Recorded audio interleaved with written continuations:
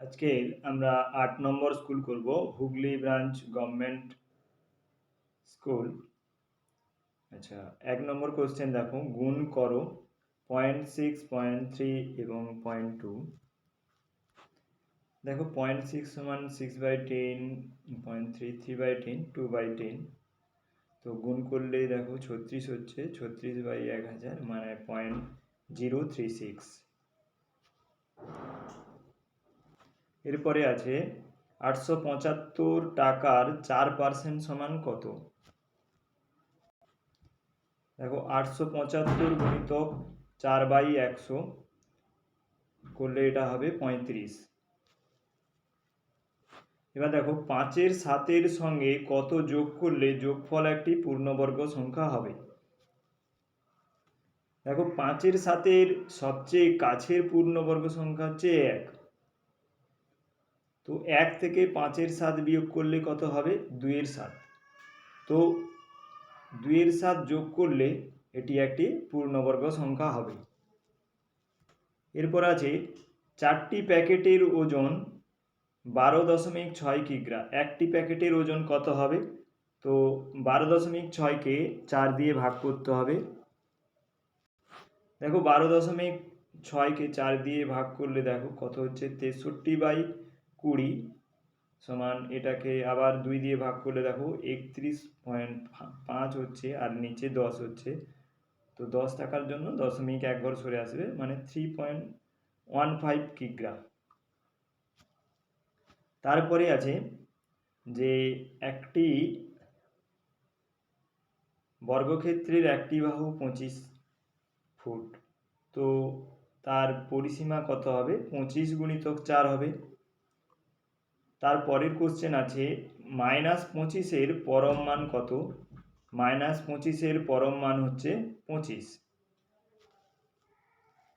এরপরে আছে 7-এর দাগে দেখো 1-এর 7 আছে 35 এবং 49-এর গসাগু কত? এটা আমরা ভাগ প্রক্রিয়ার সাহায্যে গসাগু করব। দেখো ভাগ প্রক্রিয়ার সাহায্যে গসাগু করলে গসাগু হবে 7। তারপর 2-এর দাগে 1-এর একটা সরল আছে, খুব সিম্পল সরল, শুধু সাইনগুলো কি চেঞ্জ হচ্ছে সেটা দেখে নিতে হবে। 13 দেখো 13 -13 থেকে গেছে, এখানে প্লাসে প্লাসে এখানে প্লাস হচ্ছে, এখানে মাইনাস প্লাসে মাইনাস হচ্ছে, এখানে প্লাসে প্লাসে প্লাস হচ্ছে। তারপরে দেখো মাইনাসগুলোকে আমি একদিকে নিয়ে এসেছি ডান দিকে, তো 22 - 19, উত্তর হবে 3। তারপরের কোশ্চেন দেখো 7 সেমি ব্যাস বিশিষ্ট একটি বৃত্ত অঙ্কন করো। তো 7 সেমি ব্যাস বিশিষ্ট মানে ব্যাসের মাপ নিয়ে আমরা বৃত্ত করতে পারবো না, তাহলে ব্যাসার্ধ বের করতে হবে। তো ব্যাসার্ধ বের করতে হলে 7কে 2 দিয়ে ভাগ করতে হবে। 7কে 2 দিয়ে ভাগ করলে হচ্ছে 3.5। তো 3.5 মাপ নিয়ে একটি বৃত্ত অঙ্কন করব। এটা খুব সহজই আছে, আমি সেটা সেই জন্য করিনি। তারপরে দেখো বর্গমূল নির্ণয় করতে বলেছে, 15 স্কোয়ার যুক্ত 20 স্কোয়ারের বর্গমূল নির্ণয় করতে বলেছে। দেখো 15 স্কোয়ার সমান 225, 20 স্কোয়ার সমান 400, মোট 625 হচ্ছে। 625কে বর্গমূল করলে হচ্ছে 25। তারপরে আছে একটি 60 ডিগ্রি কোণ এঁকে তাকে সমদ্বিখণ্ডিত করো।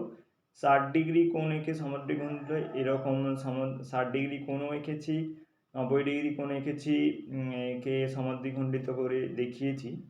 তো সেই জন্য এটা আমি আর করিনি, তোমরা নিজেরা করবে। 60 ডিগ্রি কোণ আঁকার পদ্ধতি তোমরা যদি জানতে চাও তো আমি একটি ভিডিও করে দেবো, তোমরা মেসেজ করে বললে সেটা আমি করতে পারবো। আর যদি তোমরা পেরে যাও তাহলে কোনো ব্যাপার নয়।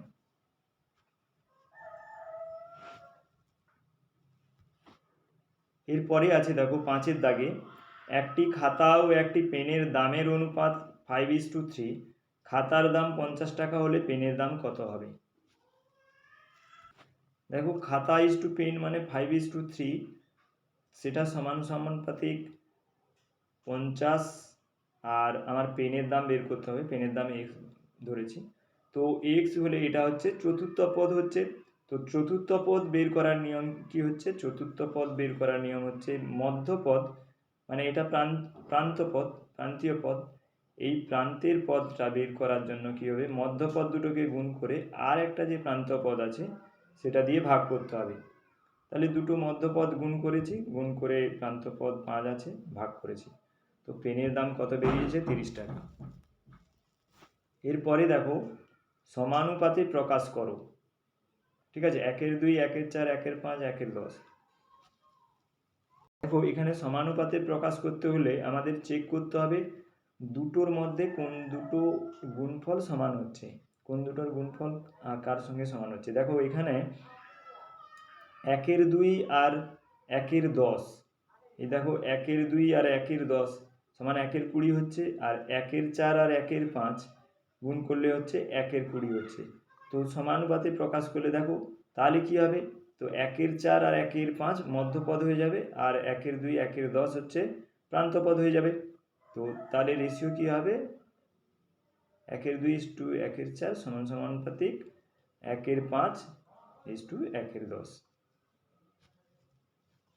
এরপরে আছে দেখো 2021 সালের স্বাধীনতা দিবস রবিবার হলে 2024 সালের স্বাধীনতা দিবস কী বার হবে। এখানে তোমাদের বুঝতে হবে কটা সাল আছে।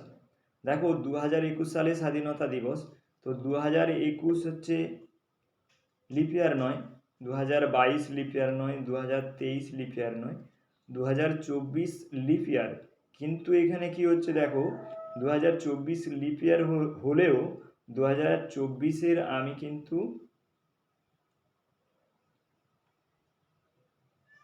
লাস্ট আমি ধরছি না, কিন্তু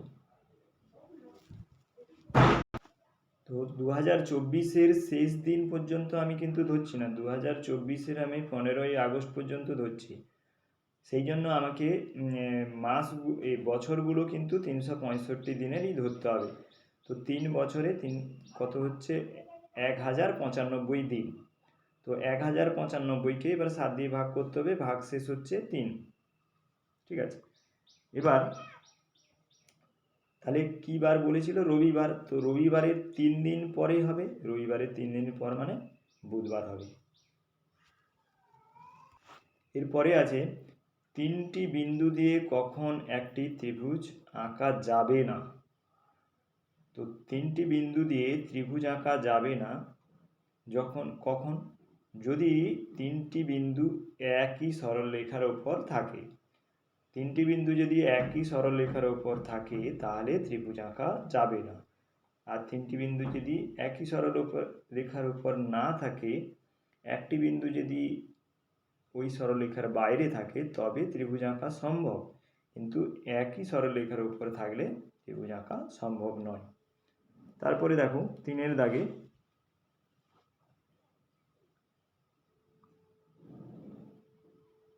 তোমরা কয়েকজন বন্ধু মিলে শান্তিনিকেতনে বেড়াতে যাবে বলে প্রত্যেকে যতজন বন্ধু তার 4 গুণ করে টাকা তুলে দেখলে মোট 4096 টাকা চাঁদা উঠেছে।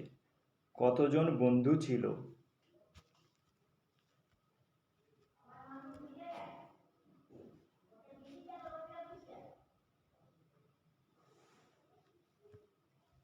এখানে দেখো বন্ধু সংখ্যা দেখো 4 দিয়ে ভাগ করতে হবে, ভাগ করে তাকে বর্গমূল করতে হবে।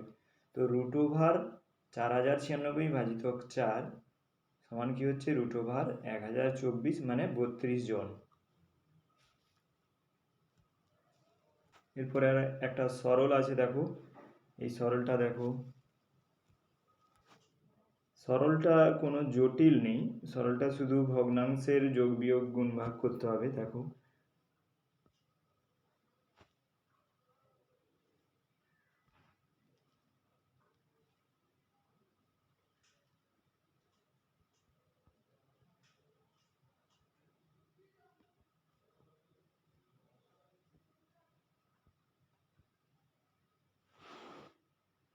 দেখো উত্তর একটু বড় সংখ্যার যোগ বিয়োগ গুণ আছে, তোমরা এটা দেখে নেবে। ঠিক আছে, উত্তর হবে 1/176/265। এরপরে আছে দেখো দুটি সংখ্যার গুণফল 864, বড় সংখ্যাটির 2 গুণ ছোট সংখ্যাটি 3 গুণের সমান হলে সংখ্যা দুটি কী কী নির্ণয় করব। দেখো এখানে বড় সংখ্যাটা a আর ছোট সংখ্যাটা b, ঠিক আছে। তো এ বি সমান কী হবে 864, আর এবার বলেছে প্রথম সংখ্যাটা বড় সংখ্যাটার 2 গুণের সঙ্গে ছোট সংখ্যাটা 3 গুণ, তো 2a সমান 3b হবে। তো সেখান থেকে a বাই b সমান কত পেয়ে যাব 3-এর 2। এবার এখানে দেখো এটা এটা আমি 1 নম্বর সমীকরণ ধরেছি, এটা 2 নম্বর সমীকরণ ধরেছি। এবার 1 নম্বর সমীকরণ 2 নম্বর সমীকরণ গুণ করে দিলে কি পাবে যে a স্কোয়ার সমান 1296, তাহলে a সমান হবে 36, তো b সমান হবে 2-এর 3, b সমান হবে 24, ঠিক আছে। আশা করি তোমাদের সমাধানগুলো ভালো লাগছে। ভালো লাগলে তোমরা অবশ্যই লাইক করবে এবং বন্ধুদের সঙ্গে শেয়ার করবে। আমার সমাধান চ্যানেলে যারা নতুন আছো তারা চ্যানেলটিকে অবশ্যই সাবস্ক্রাইব করে রাখবে, তাহলে তোমাদের কাছে নোটিফিকেশান পৌঁছে যাবে। যখন আমি পরের ভিডিও দেব তোমাদের কাছে নোটিফিকেশান পৌঁছে যাবে। যারা এই চ্যানেলে নতুন আছো তারা অবশ্যই এটাকে সাবস্ক্রাইব করবে। এরপরে 13 দ্বারা বিভাজ্য ক্ষুদ্রতম সংখ্যা নির্ণয় করো যা 8, 12, 16, 20 দ্বারা ভাগ করলে প্রতি ক্ষেত্রে 1 ভাগশেষ থাকবে। এরকম অঙ্ক আগেও করেছি, তো তোমরা দেখে নাও। এটা করতে হলে কি করতে হবে, এটা করতে হলে দেখো 8, 12, 16, 20 এর লসাগু করতে হবে। লসাগু 240 বেরিয়েছে।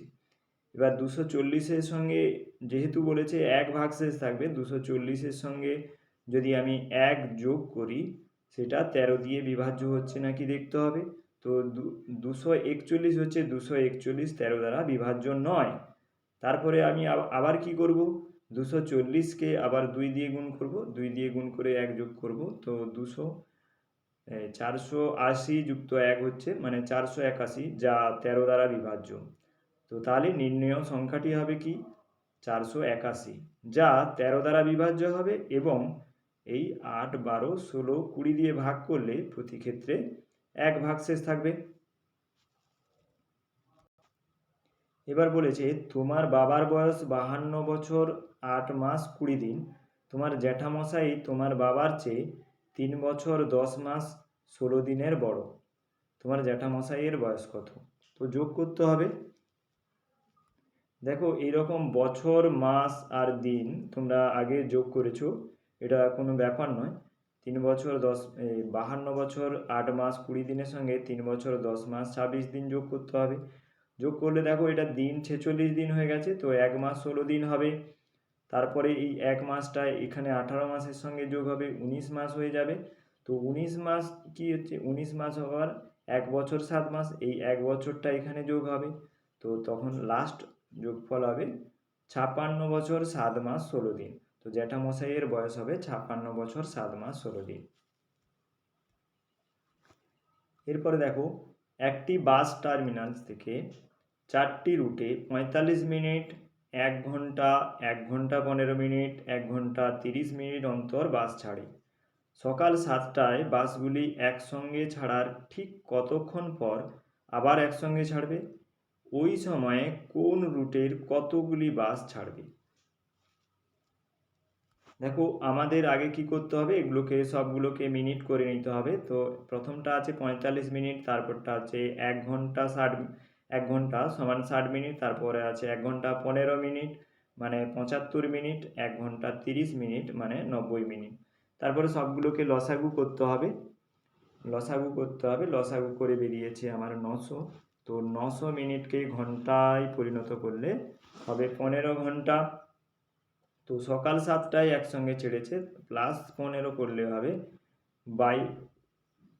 7-এর সঙ্গে 15 যোগ করলে হবে 22টা মানে অর্থাৎ 12 বাদ দিলে কটা হবে, রাত্রি 10টায় আবার একসঙ্গে ছাড়বে। তো প্রথম রুটের বাস কটা ছাড়বে, প্রথম রুটের বাস হচ্ছে যেহেতু আমার লসাগু 90 বেরিয়েছে, এই 900 বেরিয়েছে, 900 ভাজিত 45 মানে 20টি বাস ছাড়বে। দ্বিতীয় রুটের ছাড়বে দেখো 900 মানে 900 মানে এই 900 মিনিট মানে 15 ঘন্টা, 1 ঘন্টা অন্তর বলে ভাজিতক 1 করেছি, মানে 15টি। আচ্ছা, এটা তোমরা 900 ভাজিতক 60 করলেও একই বেরোবে। হ্যাঁ, তৃতীয়টি 900 ভাজিতক 75 12টি, চতুর্থটি হচ্ছে 900 ভাজিতক 90 মানে 10টি।